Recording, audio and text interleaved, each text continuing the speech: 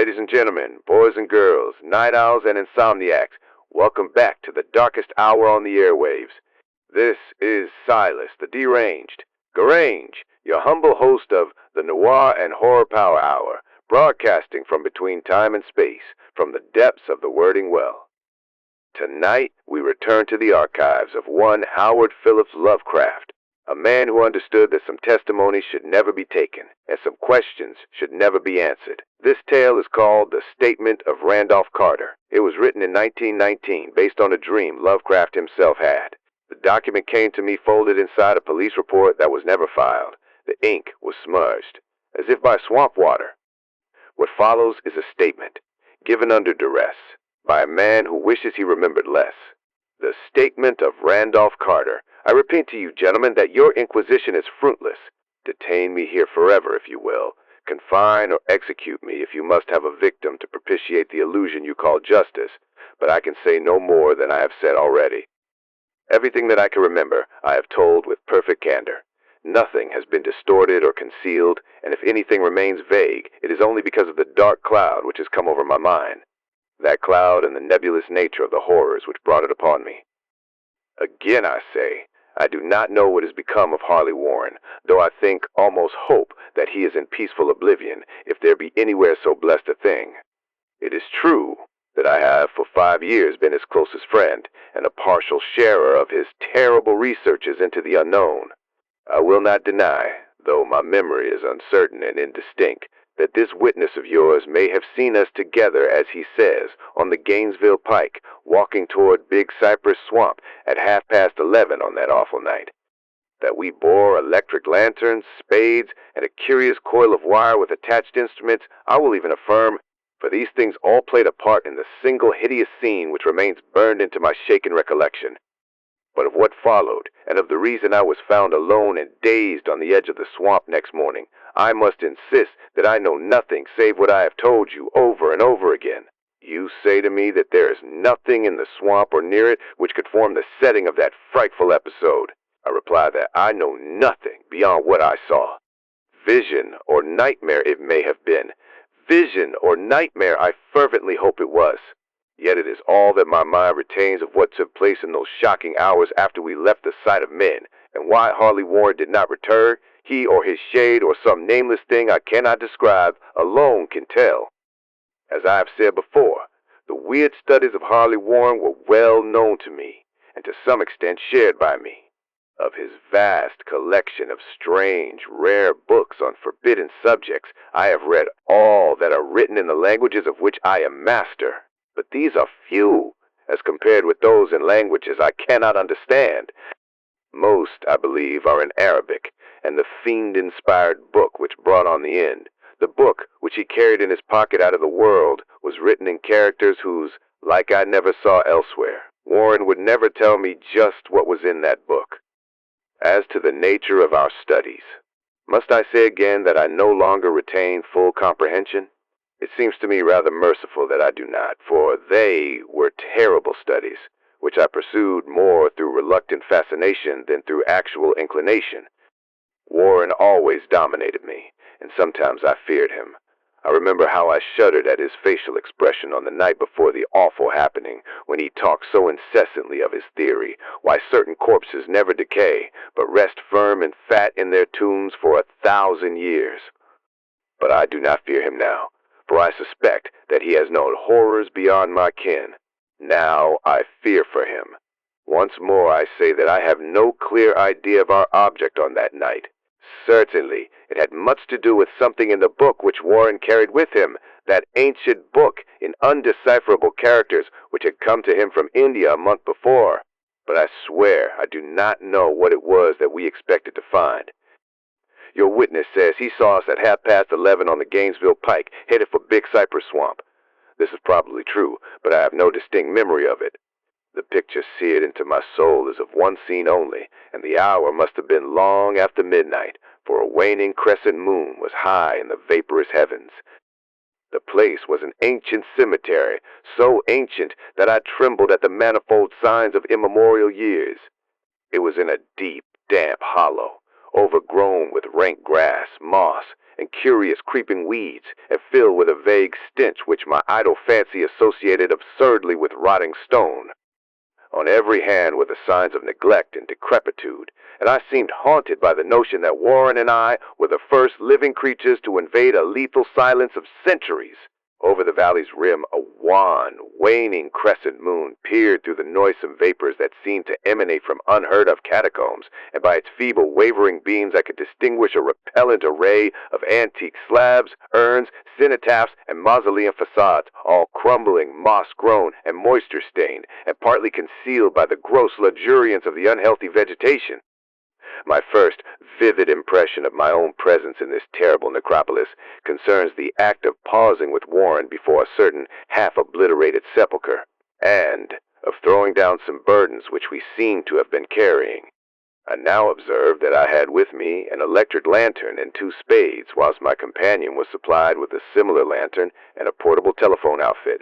No word was uttered, for the spot and the task seemed known to us, and without delay we seized our spades and commenced to clear away the grass, weeds, and drifted earth from the flat, archaic mortuary. After uncovering the entire surface, which consisted of 3 immense granite slabs, we stepped back some distance to survey the charnel scene, and Warren appeared to make some mental calculations. Then he returned to the sepulchre, and using his spade as a lever, sought to pry up the slab lying nearest to a stony ruin which may have been a monument in its day. He did not succeed, and motioned to me to come to his assistance. Finally, our combined strength loosened the stone, which we raised and tipped to one side. The removal of the slab revealed a black aperture, from which rushed an effluence of miasmal gases so nauseous that we started back in horror. After an interval, however, we approached the pit again, and found the exhalations less unbearable. Our lanterns disclosed the top of a flight of stone steps, dripping with some detestable ichor of the inner earth, and bordered by moist walls encrusted with niter. And now for the first time my memory records verbal discourse, Warren addressing me at length in his mellow tenor voice, a voice singularly unperturbed by our awesome surroundings. "I'm sorry to have to ask you to stay on the surface, but it would be a crime to let anyone with your frail nerves go down there. You can't imagine, even from what you have read and from what I've told you, the things I shall have to see and do. It's fiendish work, Carter, and I doubt if any man without ironclad sensibilities could ever see it through and come up alive and sane. I don't wish to offend you, and heaven knows I'd be glad enough to have you with me, but the responsibility is in a certain sense mine, and I couldn't drag a bundle of nerves like you down to probable death or madness. I tell you, you can't imagine what the thing is really like, but I promise to keep you informed over the telephone of every move. You see, I've enough wire here to reach to the center of the earth and back. I can still hear, in memory, those coolly spoken words, and I can still remember my remonstrances. I seemed desperately anxious to accompany my friend into those sepulchral depths, yet he proved inflexibly obdurate. At one time he threatened to abandon the expedition if I remained insistent, a threat which proved effective, since he alone held the key to the thing. All this I can still remember, though I no longer know what manner of thing we sought. After he had secured my reluctant acquiescence in his design, Warren picked up the reel of wire and adjusted the instruments. At his nod, I took one of the latter and seated myself upon an aged, discolored gravestone close by the newly uncovered aperture. Then he shook my hand, shouldered the coil of wire, and disappeared within that indescribable ossuary. For a moment I kept sight of the glow of his lantern, and heard the rustle of the wire as he laid it down after him. But the glow soon disappeared abruptly, as if a turn in the stone staircase had been encountered, and the sound died away almost as quickly. I was alone, yet bound to the unknown depths by those magic strands whose insulated surface lay green beneath the struggling beams of that waning crescent moon. In the lone silence of that hoary and deserted city of the dead, my mind conceived the most ghastly fantasies and illusions, and the grotesque shrines and monoliths seemed to assume a hideous personality, a half-sentience. Amorphous shadows seemed to lurk in the darker recesses of the weed-choked hollow, and to flit, as in some blasphemous ceremonial procession, past the portals of the moldering tombs in the hillside, shadows which could not have been cast by that pallid, peering crescent moon. I constantly consulted my watch by the light of my electric lantern and listened with feverish anxiety at the receiver of the telephone, but for more than a quarter of an hour heard nothing. Then a faint clicking came from the instrument, and I called down to my friend in a tense voice. Apprehensive as I was nevertheless unprepared for the words which came up from that uncanny vault in accents more alarmed and quivering than any I had heard before from Harley Warren.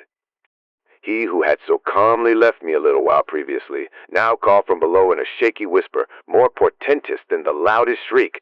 God, if you could see what I am seeing. I could not answer. Speechless, I could only wait. Then came the frenzied tones again. Carter, it's terrible, monstrous, unbelievable. This time, my voice did not fail me, and I poured into the transmitter a flood of excited questions. Terrified, I continued to repeat, Warren, what is it? What is it? Once more came the voice of my friend, still hoarse with fear, and now apparently tinged with despair. I can't tell you, Carter. It's too utterly beyond thought. I dare not tell you. No man could know it and live. Great God! I never dreamed of this. Stillness again, save for my now incoherent torrent of shuddering inquiry. Then the voice of Warren in a pitch of wilder consternation. Carter, for the love of God, put back the slab and get out of this if you can.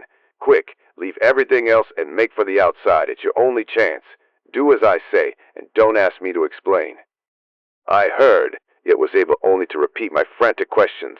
Around me were the tombs and the darkness and the shadows. Below me, some peril beyond the radius of the human imagination. But my friend was in greater danger than I, and through my fear I felt a vague resentment that he should deem me capable of deserting him under such circumstances. More clicking, and after a pause, a piteous cry from Warren. Beat it! For God's sake, put back the slab and beat it, Carter! Something in the boyish slang of my evidently stricken companion unleashed my faculties. I formed and shouted a resolution. Warren, brace up, I'm coming down. But at this offer the tone of my auditor changed to a scream of utter despair. Don't. You can't understand. It's too late, and my own fault. Put back the slab and run. There's nothing else you or anyone can do now. The tone changed again, this time acquiring a softer quality, as of hopeless resignation. Yet it remained tense through anxiety for me. Quick, before it's too late. I tried not to heed him, tried to break through the paralysis which held me, and to fulfill my vow to rush down to his aid. But his next whisper found me still held inert in the chains of stark horror. Carter, hurry. It's no use. You must go better one than two. The slab. A pause, more clicking, then the faint voice of Warren. Nearly over now. Don't make it harder. Cover up those damn steps and run for your life. You're losing time. So long, Carter. Won't see you again. Here, Warren's whisper swelled into a cry that gradually rose to a shriek fraught with all the horror of the ages. Curse these hellish things, legions. My God, beat it, beat it, beat it. After that was silence. I know not how many interminable aeons I sat stupefied, whispering, muttering, calling, screaming into that telephone. Over and over again through those aeons I whispered and muttered, called, shouted, and screamed, Warren! Warren! Answer me! Are you there? And then there came to me the crowning horror of all, the unbelievable, unthinkable, almost unmentionable thing. I have said that eons seemed to elapse after Warren shrieked forth his last despairing warning, and that only my own cries now broke the hideous silence. But after a while there was a further clicking in the receiver, and I strained my ears to listen. Again I called down, Warren, are you there? And in answer heard the thing which has brought this cloud over my mind. I do not try, gentlemen, to account for that thing, that voice, nor can I venture to describe it in detail, since the first words took away my consciousness and created a mental blank which reaches to the time of my awakening in the hospital. Shall I say that the voice was deep, hollow, gelatinous, remote, unearthly, inhuman, disembodied? What shall I say? It was the end of my experience, and is the end of my story. I heard it, and knew no more. Heard it, as I sat petrified in that unknown cemetery in the hollow, amidst the crumbling stones and the fallen tombs, the rank vegetation, and the miasmal vapors. Heard it well up from the innermost depths of that damnable open sepulchre as I watched amorphous, necrophagous shadows dance beneath an accursed waning moon. And this is what it said. You fool, Warren is dead. That was the statement of Randolph Carter by Howard Phelps Lovecraft, 1919. The authorities never found the cemetery. They never found Warren. They found only Carter, alone at the edge of the swamp, clutching a telephone receiver connected to nothing. Some statements should not be taken, some questions should not be answered, and some voices do not belong to friends. And now, a word from our benefactors, loss. It comes for us all, doesn't it? The empty chair at the table. The voice you'll never hear again, the weight of all the things you should have said but didn't, the heavier weight of the things you said but shouldn't have. Grief is a gnawing thing. It chews at you, slowly, persistently, like taffy, really, like something sweet that takes forever to finish. Grandmother's grief, taffy, from Grandfather Gorham's grotesque confections. The recipe came from Grandmother Gorham herself. No one knows her first name. No one remembers her face. They only remember the crying.